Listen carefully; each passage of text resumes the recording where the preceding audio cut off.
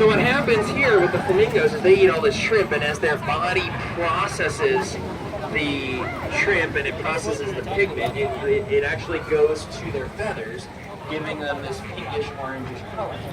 Now, different flamingo species eat different levels of shrimp. So you may have some flamingos that are pretty vibrant, like the Caribbean flamingos over here, or you might have some shrimp that are, or some flamingos, I should say, that are fairly pale, like our lesser flamingos who are located behind Shipwreck Rapids. So those are just a couple of fun flamingo facts. One more for you.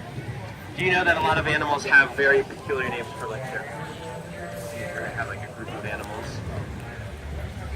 like a hydro-powered hoverboard, and you'd go like 25 feet in the air and spray water on people and stuff. It was really neat. I've never seen anything like it.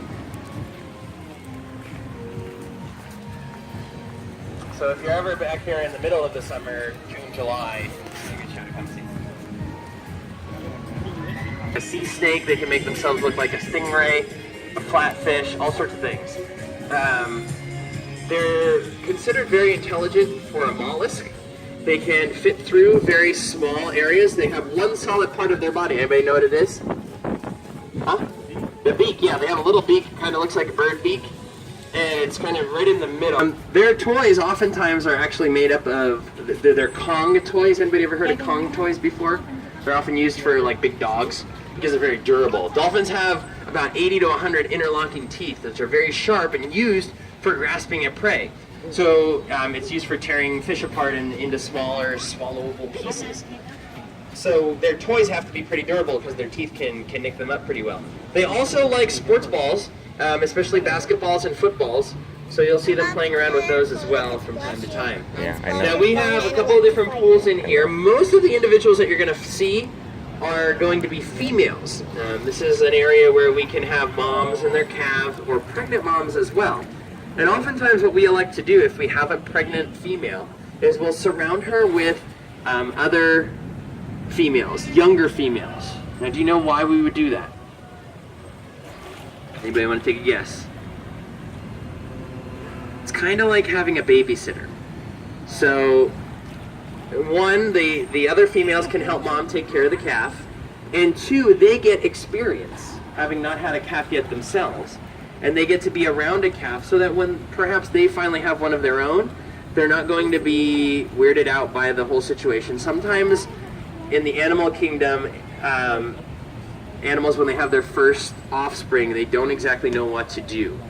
They're kind of miffed, and they're even maybe sometimes surprised by it. They don't know what that is if they haven't been around one.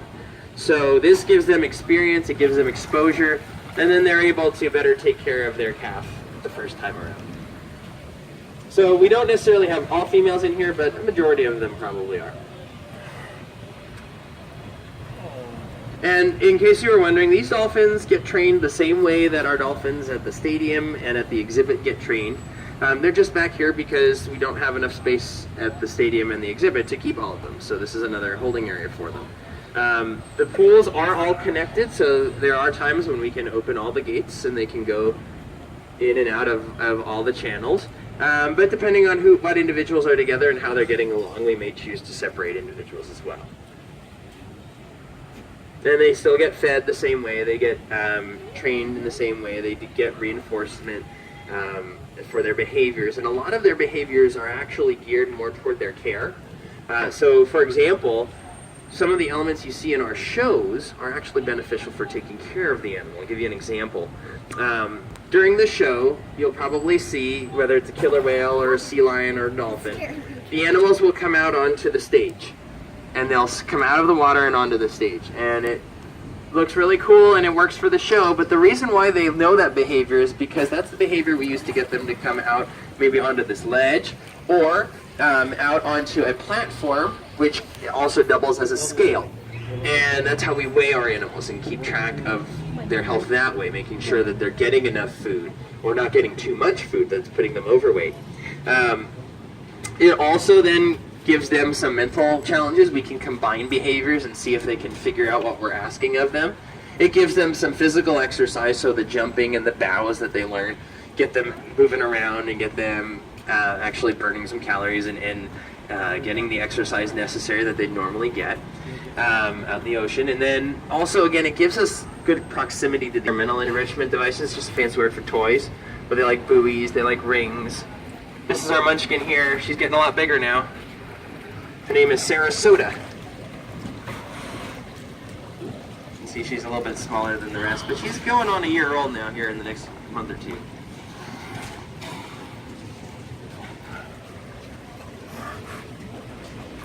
We're going to keep rolling, guys, because I want to show you the veterinary area, so you're more than welcome to take photos while we're walking, but we do have to keep moving at this point.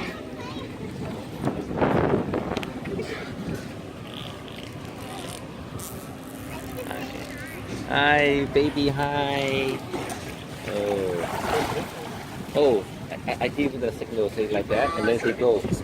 You know? You see that? That. Hi. Go. Go. Again, we do have to keep moving.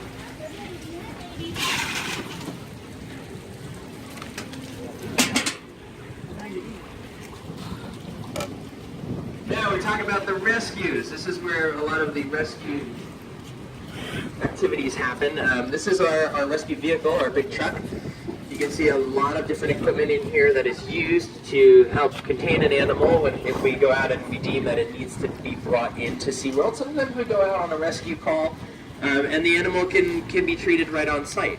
Maybe it's just tangled in something and it's still in pretty good health. Or maybe, it's just an animal that needs to kind of be moved because you've wandered into a bad area. That's fine. And sometimes the animals can go back to their natural habitat without having to come here to SeaWorld, but other times it is necessary to bring them in for evaluation and treatment.